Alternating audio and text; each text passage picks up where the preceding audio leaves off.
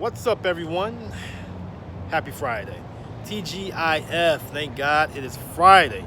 It's a beautiful day where I am at. I am on the road right now. I'm here actually in Georgia. I'm in Atlanta. And it's a beautiful day. Beautiful weather. It's like 80, 81, 82 degrees. What's the weather like where you are at? I wonder. Is it this nice? Don't be jealous. Don't be jealous. Nice short sleeve weather. It's beautiful. It's going to get cold soon.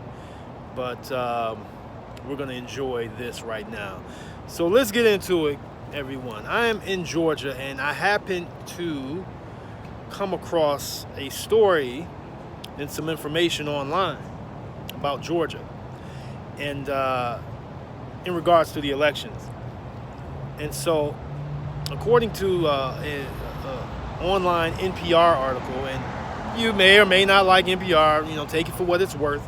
I will post the link here on the page.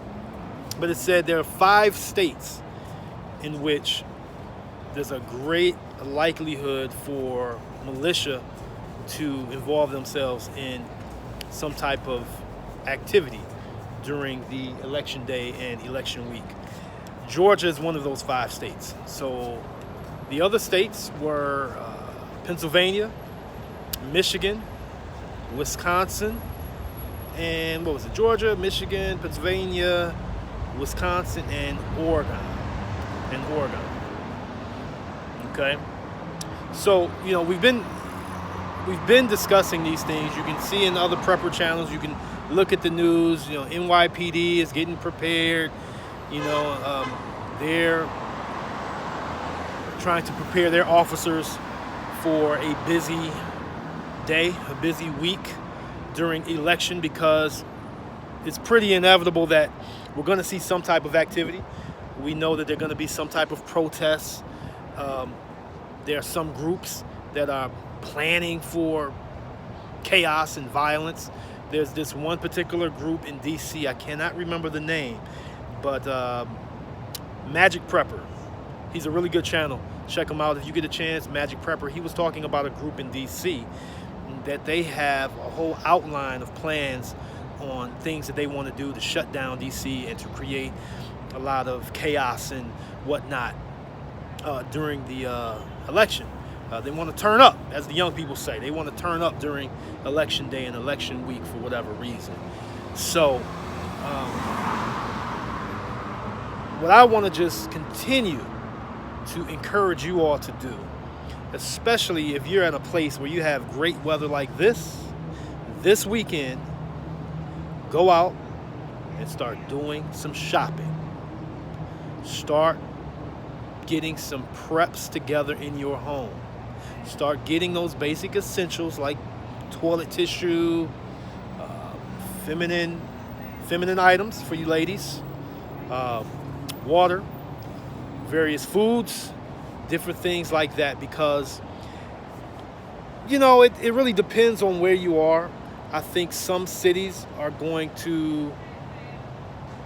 there's going to be more intense activity, obviously, in some cities than other cities, but you don't want to be caught off guard.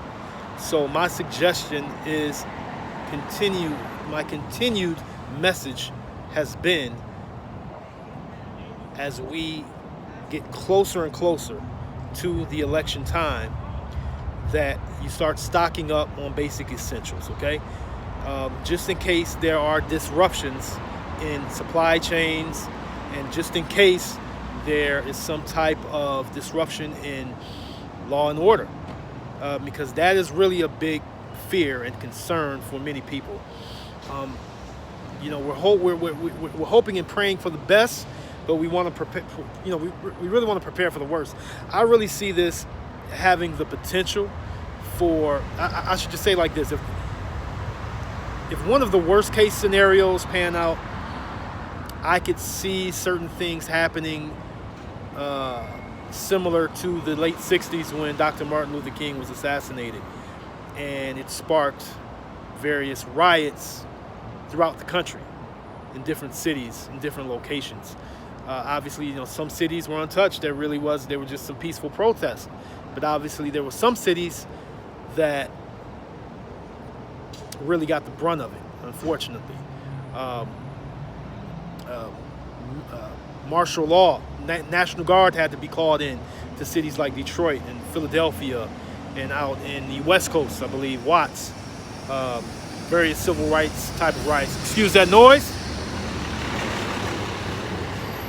So you just want to be alert, and you want to be on guard, and you want to really be prepared, and you want to get in front of this, all right? That's my whole point here. My message is you want to get out here before the panic buying. I follow a lot of this activity closely in various cities and locations around the country as far as information, and I'm hearing that there are some shortages in many stores in many cities. I'm also hearing that there's some stores that are very stocked up right now. Usually, by this being Friday, the beginning of the weekend, a lot of these big stores like Sam's Club, Costco, Publix grocery chains, Kroger's, they really stock up because they know, the weekend there's going to be a lot of heavy shopping just on any given weekend. But we have been noticing that every weekend the shopping seems to be getting more and more heavy, and it seems to be that more and more people are getting aware of stocking up on those basic essentials.